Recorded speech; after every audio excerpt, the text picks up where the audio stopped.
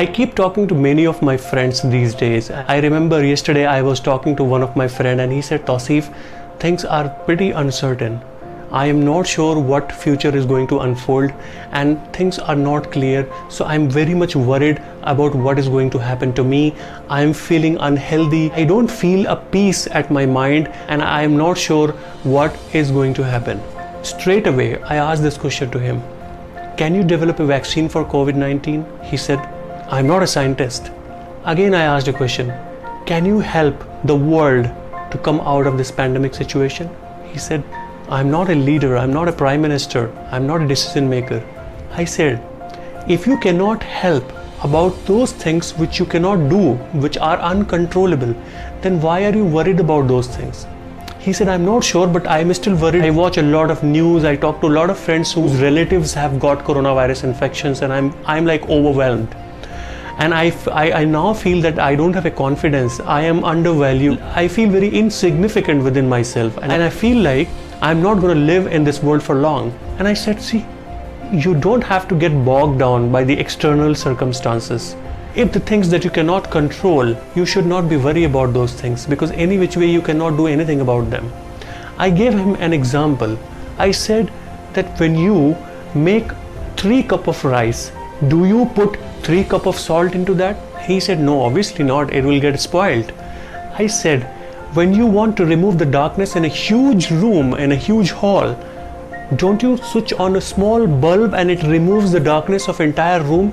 He said, yes, of course, nothing new in this. I said, you have to feel exactly like that salt in 3 cups of rice. It is very small in amount, in quantity, but it makes a very huge impact in the outcome. You have to feel like that small bulb. It is very small in size as compared to the huge hall in the room, but when you switch that on, it removes the darkness of entire room. Remember, little does not mean insignificant. Little means important. If you do not love yourself, if you don't value yourself, if you don't respect yourself, you can't expect others to do so. You cannot do anything about the things which are uncontrollable. But yes, there is a good news. You can definitely do the things which are in your control. And the things which are in your control are your mindset.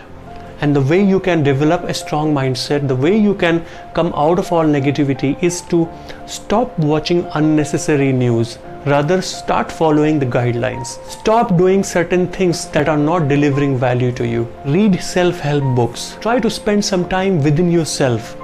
Try to make some art. Try to cook some dish. Do something which you really love to do.